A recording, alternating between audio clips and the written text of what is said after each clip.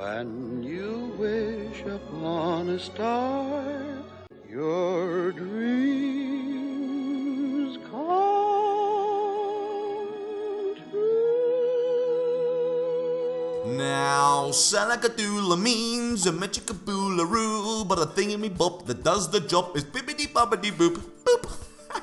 Hey guys, it's Christou here from Toonboxstudio.com, your fellow Looney Toony cartoonist here on YouTube, and welcome to part 2 of this Disney Princess special double episode right here for you guys. Now, if you haven't seen part 1, which is all about me drawing all these princesses, then I do recommend you go stop the video now and go and check it out. I'll leave a link in the description. It's really cool. Go check that out. If not, welcome to part 2, where I'm going to be inking and coloring every single one of these lovely ladies.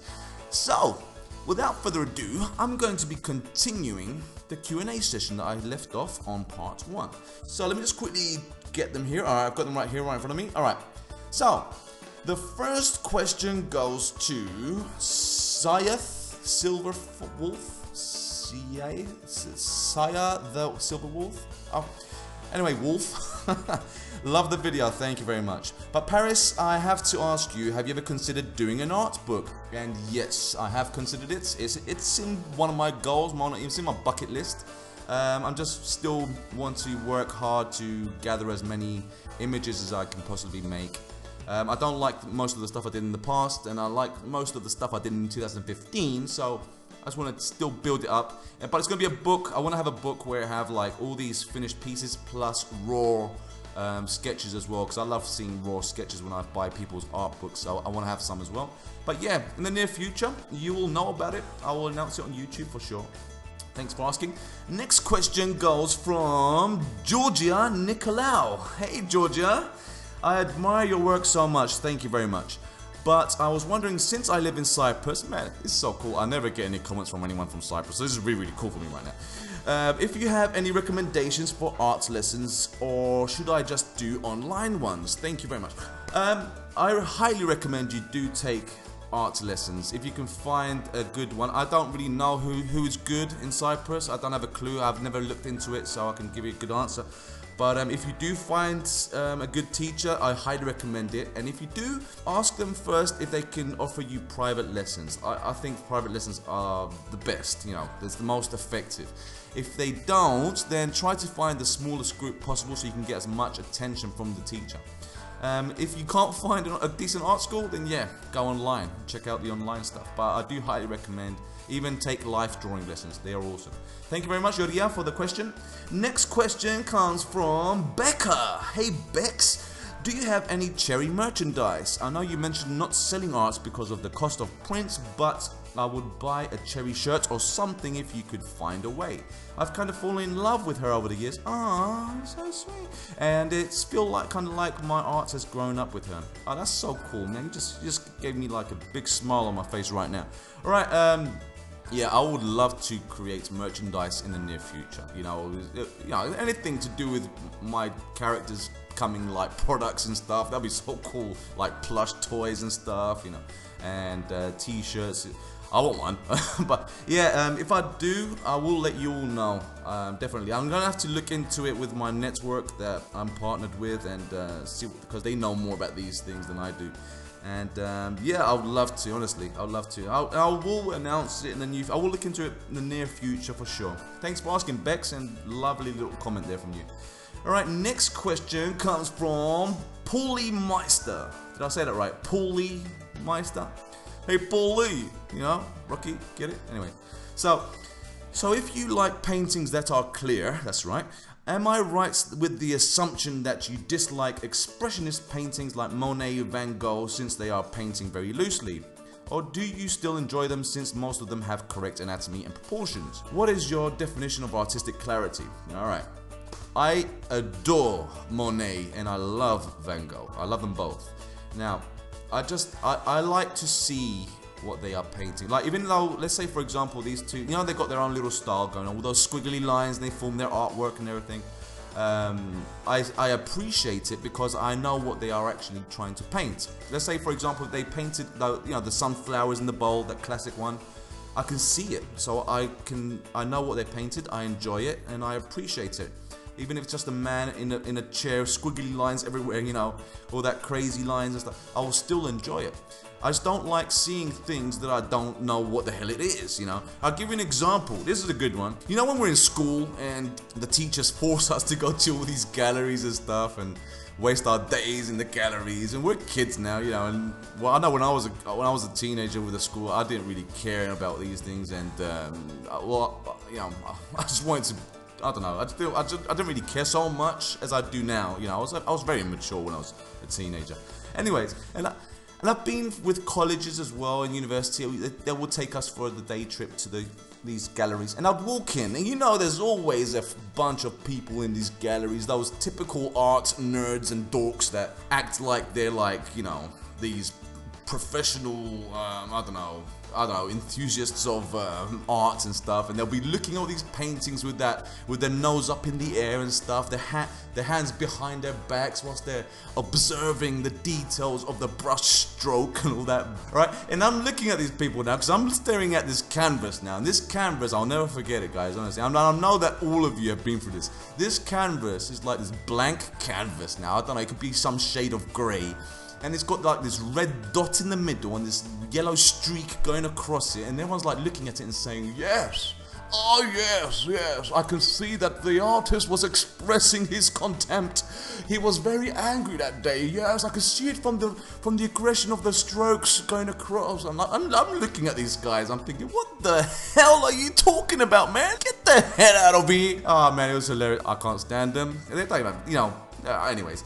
So things like that, I don't get it. I don't know what they're doing in a gallery, and they should be kicked out of the gallery, because there's people like you guys who are practicing to learn to draw and paint stuff, and you're not in a gallery. And why should that guy who painted some ridiculous canvas with a little dot in the middle be in a gallery? Come on. Anyways, so yeah, I appreciate whatever I see, and that I know what the artist is creating, basically. Anyway, so yeah, don't get me started on those weirdos in the art galleries, man. I could go for hours about them guys. Anyways, thanks for asking, man. But yeah, I love Monet and Van Gogh for sure. Next question goes to Ray. I'm gonna call you Ray. I always wanted to say that. Hey Ray. How to draw a character that is inspired by someone else's work without it looking as if you just copied it. Alright, so I guess that you love someone's artwork and you've been studying what they do, and you create artwork that looks a lot like their artwork, right? Okay, so I don't know what the correct answer would be for that, but I'll tell you what I would do if I was in that situation. I would just make a list of 10, maybe 20 artists that I just adore, and then I'll just study everything they do. I'll see what they draw and paint and stuff, and try to learn as much as I can from what these guys are actually doing.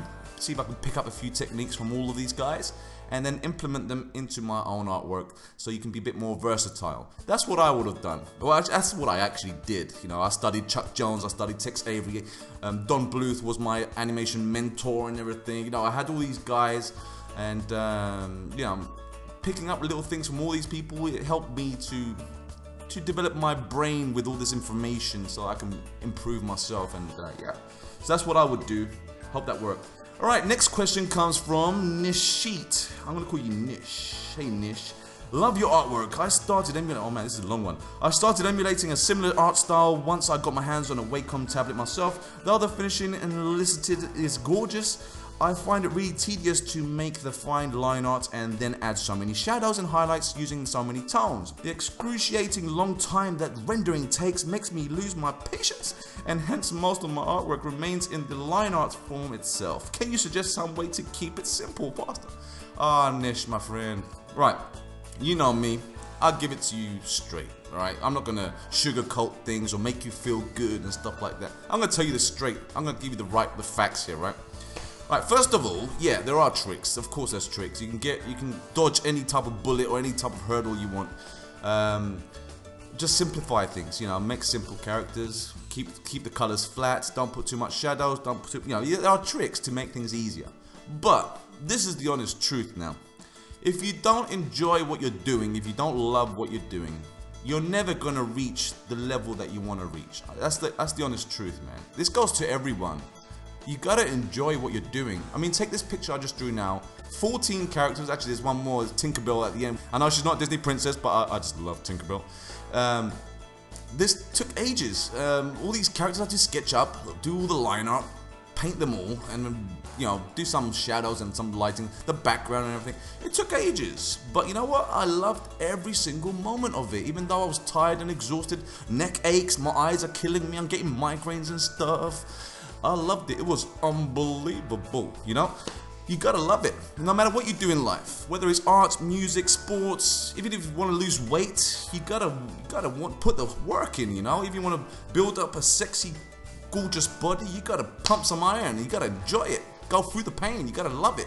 You know, everything you do, you gotta enjoy it. So if you want to create cool looking artwork, you want to improve, you gotta enjoy it, alright? So put the effort in. You're gonna love it, trust me. Try to gain speed. Practice so you can be fast and, you know, so you don't have to waste too much time doing the same thing over and over. Try to be fast as possible. Build speed. But yeah, man, that's the honest truth. You know me? I don't want to disappoint people, but I gotta give it to you how it is. You gotta love what you do. Alright, next question comes from, let's see, Brian McLean. Awesome job, thanks man. How long does it take you to do your backgrounds and how do you do the blur effect on them? My backgrounds are very simple. You know, I'm not a background artist. I'm not that good at all at doing backgrounds, simply because I never put enough effort to practice studying landscapes and everything and buildings and stuff. But so my backgrounds are very simple, not too crazy. It does take me about an hour, maybe 3-4 max. It depends on the type of background, how much information is in the background. But yeah, it's not that much, you know. But one day I need to actually sit down and get into studying background designs and landscape designs, because you need it. When you create characters, you need to create a world for them. As for the blur effect, if you're using Photoshop, then you got the effects. You can add the filter, you know, the blur filters there. Or if you're in Sketchbook Pro, since we don't have that option, what I do, go through the tools, the brush tools and stuff, and you're gonna find one that's a blur tool, and you can play around with the settings of that brush, and you can make it strong or light, and you can like just go over the background slowly, and you'll start blurring it a bit. Right, we're coming up to the end of the video now, and I'm going to be showing you the final image. I want to show you so much. Anyways, and yeah, honestly, on a serious note, guys, I've had a fabulous time these past 2 weeks creating this image for you guys, and in this 2-part episode. I hope you guys enjoyed every moment, and yeah. I want to also do a little shout out to all my followers on Instagram. Thank you so much for your support over there. They've been seeing sneak peeks of this image the past couple of weeks, and you guys have been fabulous. Check out my Instagram if you haven't seen it. I'll leave links in the description, and also subscribe if you're new and join in the fun. Let's see if we get 1,000 likes on this video, and without further ado, I'm Christou from Toonboxstudio.com, and I'm going to present to you the final image. Check it out. All together now, here we go. Na, na, na, na, na, na.